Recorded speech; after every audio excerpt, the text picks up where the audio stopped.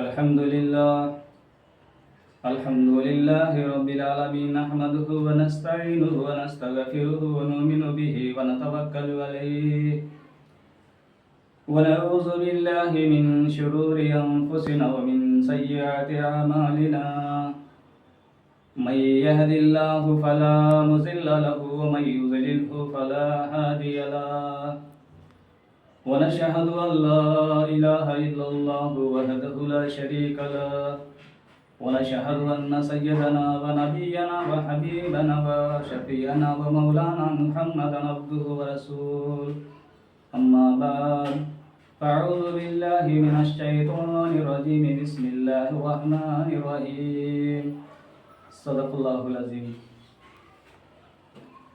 السلام عليكم ورحمة الله وبركاته గౌరవనీయులైన పెద్దలారా, ప్రియమైన సోదరులారా, అక్క చెల్లెమ్మలారా, అనంత కరుణామయుడు అపార కృపాశీలుడు అయిన అనేక దయగలవాడైన సర్వలోకాలకు సర్వేశ్వరుడు సృష్టికర్త అల్లాహ్ సుబ్హానహు వ తఆలా పేరుతో మొదలు పెట్టుచున్నాం. బంధువులారా, ఈ సృష్టిలో 18,000 జీవరాశులను సృష్టించి ఉన్నాడు సృష్టికర్త. ఈ 18,000 జీవరాశుల్లో అమూల్యమైనది జీవరాశి మానవ జీవరాశి. అందుకే అల్లాహ్ సుబ్హానహు వ తఆలా ఈ విధంగా సెలవిచ్చి ఉన్నాడు. అష్రఫుల్ మఖ్లూకాత్ అని అల్లాహ్ అన్నాడు. అష్రఫుల్ మఖ్లూకాత్ అంటే అన్నిట్లో అమూల్యమైన జీవరాశి. మానవ జన్మ మంచి జీవరాశి జన్మది. ఆ సృష్టికర్త అల్లాహ్ సుబ్హానహు వ తఆలా ఏమంటున్నాడంటే, ఓ నా భక్తులారా, మీరు ప్రపంచంలోకి పంపినది మీకు మీ ఇష్టాలుగా జీవితాలు గడపటానికి కాదు, నన్ను ఆరాధిస్తానికి, నన్ను పూజించటానికి.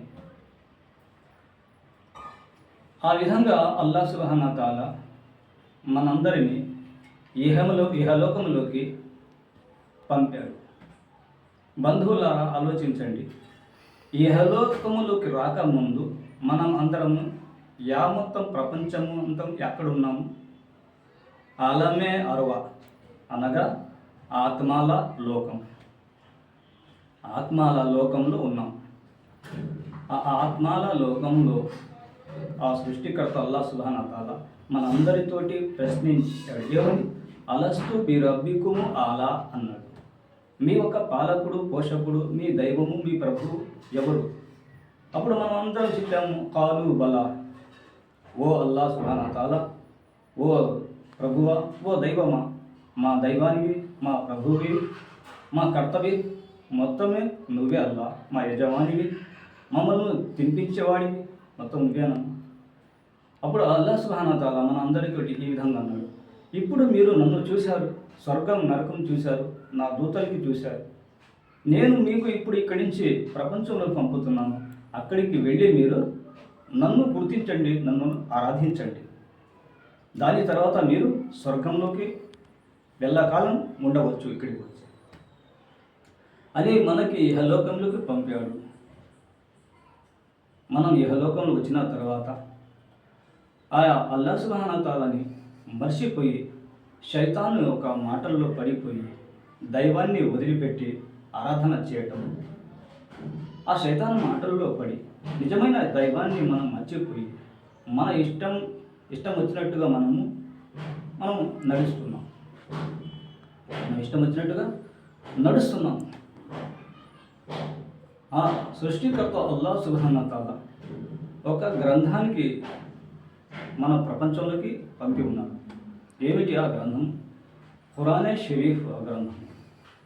ఆ గ్రంథంలో అల్లాహ్ సుబ్హానహు వ తఆలా ఏమని అన్నాడు ఆయతులు, అల్హమ్దులిల్లాహి రబ్బిల్ ఆలమీన్ అని అల్లాహ్ సుబ్హానహు వ తఆలా అన్నాడు. దాని అర్థం ఏమిటి? మొత్తం ప్రపంచానికే నేనే ప్రభుని. అల్హమ్దులిల్లాహి రబ్బిల్ ఆలమీన్.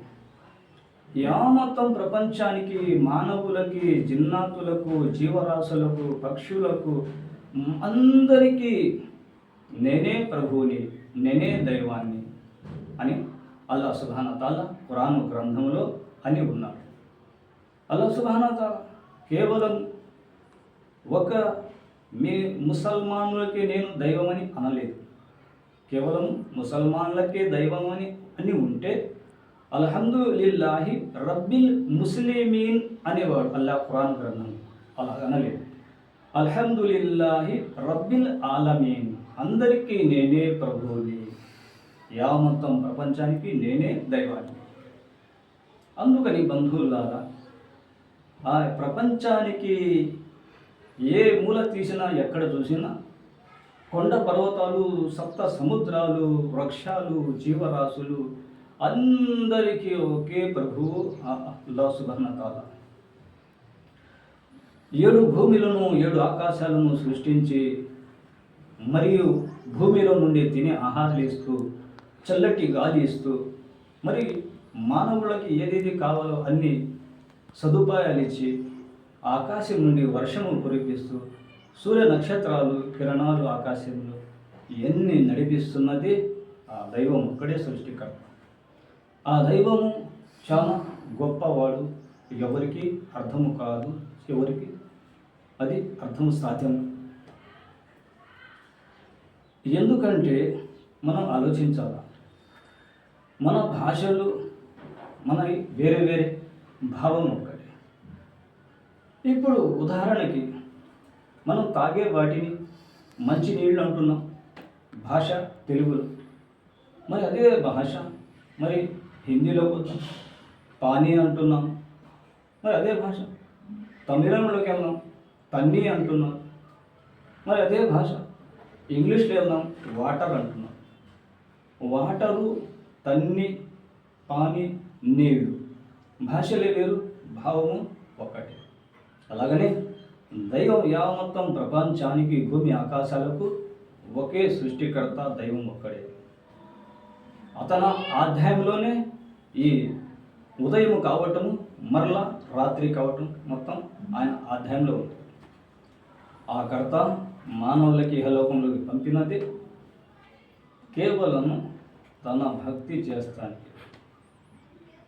కానీ ఇహలోకంలో వచ్చిన తర్వాత సైతాన్ అనేవాడు మనుషులకి, దైవానికి కలవకుండా మనుషులకి ప్రపంచంలో సైతాన్ ఒక్క దారిని మలిపిస్తున్నాడు. భక్తుని భక్తి చేయకుండా పాపాలు చేపిస్తూ, మరి వేరే దారిని తీసుకెళుతూ మానవులకి, దైవానికి దూరం చేస్తానికి కృషి చేస్తున్నారు. ఈ మానవులందరూ కూడా ఇహలోకంలో సైతాన్ ఒక ప్రభావంలో పడి దైవాన్ని, కర్తని మర్చిపోయి జీవిస్తున్నారు. బంధువులారా, సోదరులారా, అక్క చెల్లెమ్మలారా, ఆలోచించండి. మనం ఇష్టం వచ్చినట్టుగా మనం ఇహలోకంలోకి రాలేదు. దాని తర్వాత మనము అమ్మ నాన్న ద్వారా తర్వాత ప్రపంచంలోకి వచ్చిన తర్వాత మన చిన్నప్పుడు చిన్న వయసు, అక్కడి నుంచి వయసుకు వచ్చాము. అల్లాహ్ సుబ్హానహు వ తఆలా అంటున్నాడు, ఓ నా భక్తుల్లారా, మరియు నేను మీకు అమ్మ గర్భంలో ఎలా పోషించాను, దాని తర్వాత మీకు ప్రపంచంలోకి తీసుకొచ్చాను, మీ చిన్న వయసు, మరి అక్కడి నుంచి మీకు యవ్వనంలోకి తీసుకొచ్చాను, మరి అక్కడి నుంచి మీకు మరలా ముసలి వాళ్ళలాగా చేస్తున్నాను. ఇది నా అమృతము, మీరు అర్థం చేసుకోవాలి. ప్రతి మానవుడు అనుకుంటారు, మానవ జీవి, నేను ఎప్పుడు మంచి ఆరోగ్యంగా ఉండాలి, నేను ఎప్పుడు ధనవంతుడై ఉండాలి, మరి నేను ఎప్పుడు మంచి వయసులో ఉండాలి. కానీ ఇది ఏ మనిషి చేతిలో లేదు. ఏ మనిషి నేను ఎప్పుడు ఆరోగ్యంగా ఉండాలనుకుంటే ఎవరు ఉండలేడు. నేను ఎప్పుడు యవ్వనంగా వయసులో ఉండాలనుకుంటే ఎవరు ఉండలేడు. నేను ధనవంతుడుగా ఉండాలంటే ఎవరు ఉండలేడు. ఇదన్నీ ఆ సృష్టికర్త చేతిలో ఉంది. ఆ అల్లా సుబ్హానహు వ తఆలా మనకు ఇదే కారణంగా ఇక్కడ ప్రపంచంలో పంపినది. కానీ ఒక రివాయతు గ్రంథముల ద్వారా చెప్పబడుతున్నది. ఒక కాలంలో ఒక మనిషి ఒక రాత్రి నిద్రపోయి స్వప్నం చూశాడు. కళ. ఉదయం వచ్చి ఒక గురువుగారి దగ్గరికి వచ్చి, ఏమండి గురువుగారండి, నేను ఒక స్వప్నం చూశాను రాత్రి, నాకు అర్థం కావట్లేదు. గురువుగారు అన్నారు, ఏం స్వప్నం అయ్యా? పెద్ద సర్పం నాకు ఎమ్మటి పడింది. నేను భయపడి పరిగెత్తు ఊరు వదిలిపెట్టిపోయి ఊరు చివర పొలాల్లో పరిగెత్తాను. ఆ సర్పం కూడా నా వెనుక వస్తుంది. అంతలోకి ఒక బావి ఉంది, దాని మీద ఒక కర్ర ఉంది, దానికి ఒక తాడు ఉంది. నేను దూకి ఆ తాడు పట్టుకున్నాను. అంతలోకి ఆ సర్పం వచ్చి కూర్చుంది. పాము చూసా, కింద చూసా నీళ్లలో ఒక ముసిలి నోరు తెలుసుకుని ఉంది. దాని తర్వాత నేను ఆలోచిస్తున్నా, ఏం చేయాలి? తెల్లటి ఎలిక కర్ర మీద ఎట్లా వస్తుంది, తాడుని కత్తిరిస్తుంది. మళ్ళీ ఇటు నుంచి ఒక నల్లటి ఎలిక వస్తుంది, తాడుని కత్తిరిస్తుంది. అందులోకి పైనుండి తేనె రావుతుంది నా నాలుక మీద. ఆ తేనె ఒక రుచి చూస్తున్నాను. అంతలోకి నా కళ్ళు తెలుసుకుంది, స్వప్నం అయిపోయింది కళ. అప్పుడు గురుగారు వివరించారు, అయ్యా, ఆ సృష్టికర్త అల్లా సుబ్హానహు వ తఆలా నీకు గుర్తు చేస్తున్నాడు. అరే మానవుడా, ఎన్నాళ్ళు ఇహలోకంలో ప్రపంచంలో ఉన్న ఒకరోజు మరణం అని ఉన్నది. పుట్టినవాడు మరణించక తప్పదు, మరణించిన వాడు మరలా జన్మించక తప్పదు. ఎన్ని రుచులు చూశావు నువ్వు ప్రపంచంలో, చావు రుచి కూడా చూడాలి. అల్లా సుబ్హానహు వ తఆలా ఆ ఒక మృత్యుదూతని పంపాడు.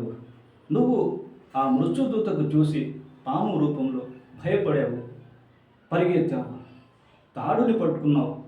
ఆ ఎలుకలు తెల్లటిది నల్లటిది.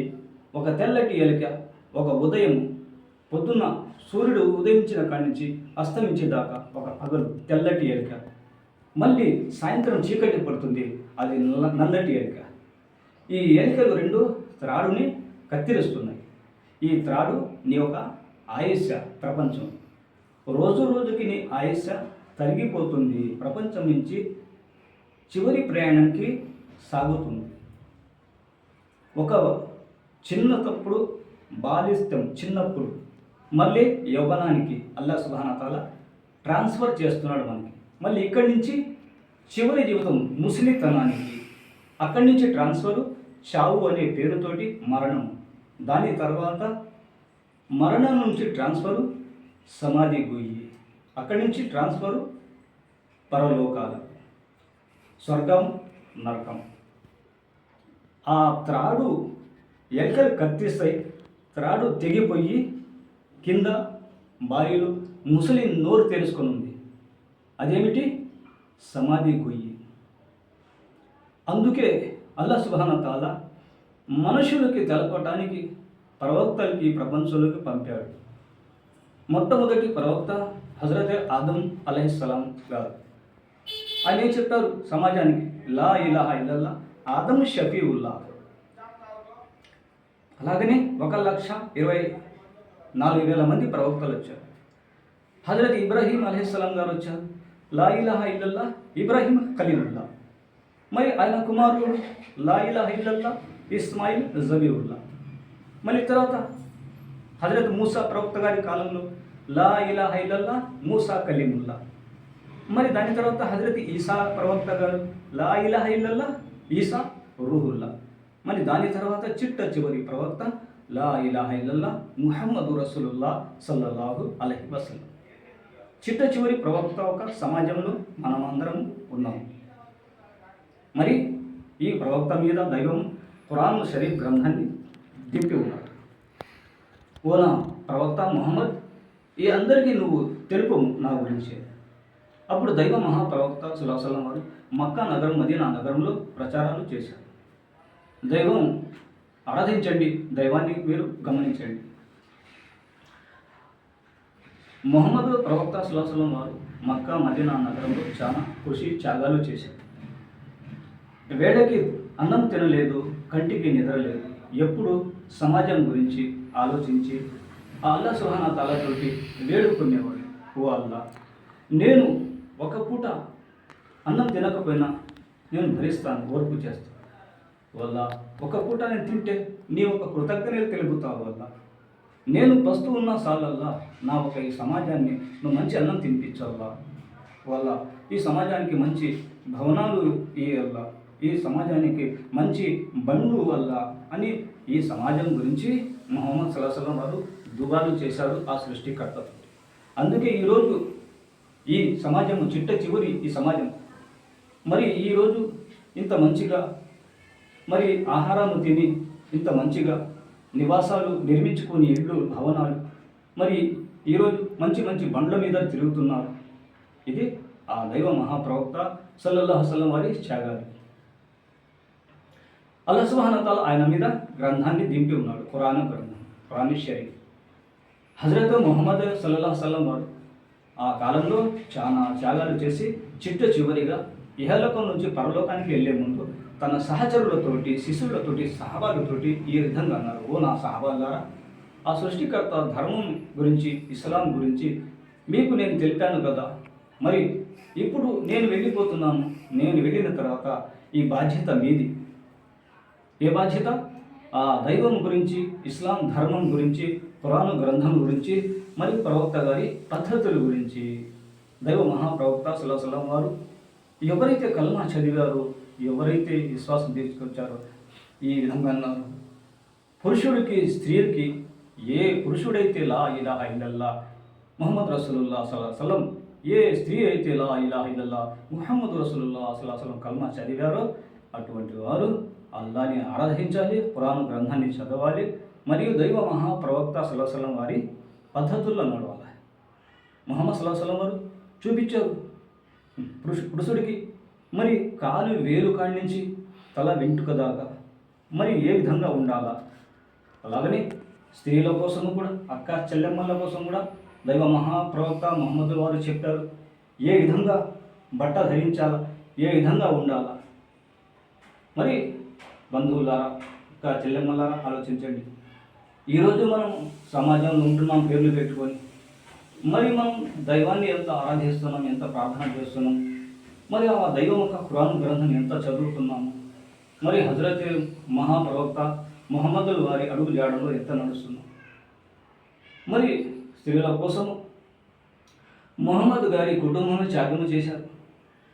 తన ప్రేమైన ముద్దు కుమార్తె హజరతే బీబీ ఫాతిమా రజీ అల్లాహు తఆలా అన్హా గారు ఎంతటి నిష్ఠ గరిష్ట కష్టమైన జీవితాన్ని గడిపారు. ఎందుకు? ఇహలోకము శాశ్వతం కాదు, పరలోకము శాశ్వతం.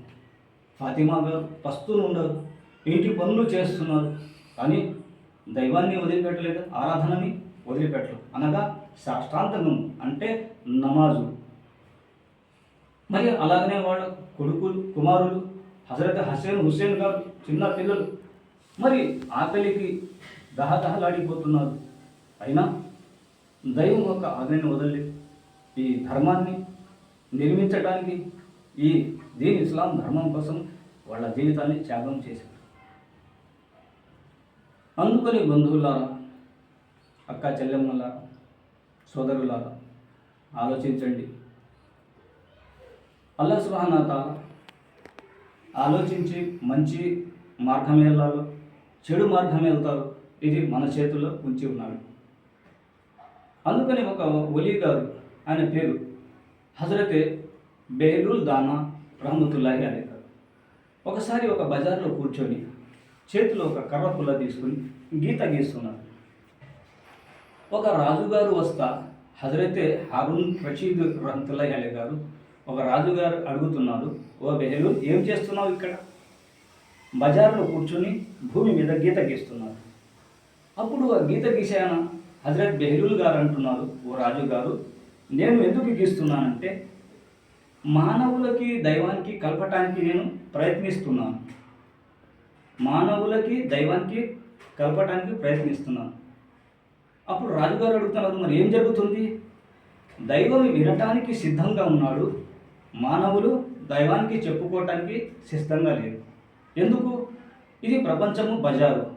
ప్రతి మనిషి తన పనిలో పడిపోయాడు, తన వ్యాపారాల్లో పడిపోయాడు. కానీ ఆ దైవం గురించి ఆలోచన లేదు, ఆ దైవం ముందు చేతులు ఎత్తి మొక్కటం లేదు. దైవం వినటానికి సిద్ధంగా ఉన్నాడు. నాతో చెప్పండి మీ బాధలు, నన్ను వేడుకోండి. కానీ మానవులు దైవాన్ని వదిలిపెట్టారు. మరి కొన్ని రోజుల తర్వాత ఇదే గురువు గారు ఒక ఊరు చివర సమాధి దగ్గర కూర్చొని గీత గీస్తున్నారు. అప్పుడు అదే రాజుగారు వచ్చి అడిగారు, ఓ గెహెలు, ఇక్కడేం చేస్తున్నావు?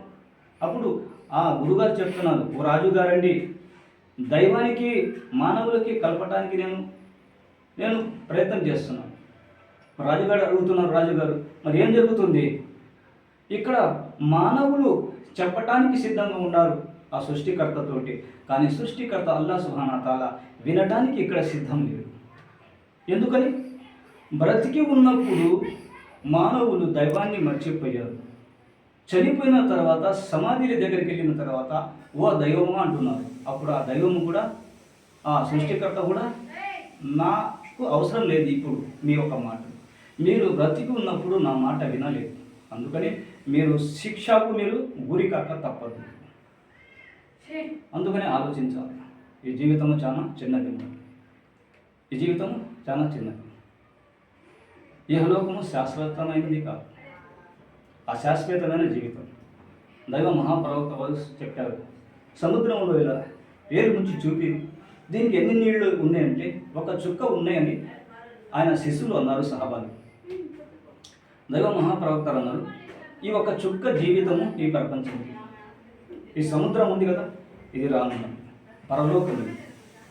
అందుకని బంధువులారా, సోదరులారా ఆలోచించండి, అక్క చెల్లెమ్మలారా, మనకు కావాల్సింది చివరి జీవితం, శాశ్వతమైనది.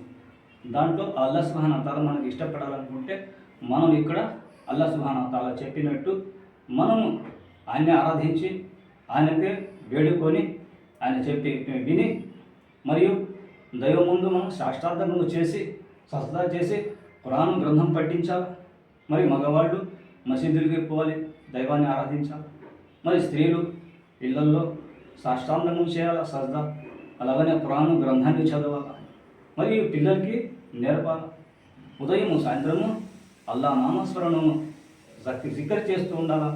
అల్లాహ్ సుబ్హానహు వ తఆలా మనకి భక్తి చూసి, మన ఒక అమలును చూసి సంతోషపడి మనకి అల్లాహ్ సుబ్హానహు వ తఆలా ఇహలోకంలో కూడా పరలోకంలో కూడా మంచి జీవితాన్ని అల్లాహ్ సుబ్హానహు వ తఆలా ఇస్తాడు మనందరికీ. అల్లాహ్ సుబ్హానహు వ తఆలా తోటి దువా, మనం ఈ మాటలు విన్నాము, గుర్తుపెట్టుకొని మనసులో దింపుకొని మనము అమలు చేసే భాగ్యాన్ని మన అందరికీ ఆ దైవం అల్లాహ్ సుబ్హానహు వ తఆలా ప్రసాదించుగాక. ఆమీన్. వాఖిరు దఅవానా అనిల్ హమ్దులిల్లాహి రబ్బిల్ ఆలమీన్. అస్సలాము అలైకుం వరహ్మతుల్లాహి.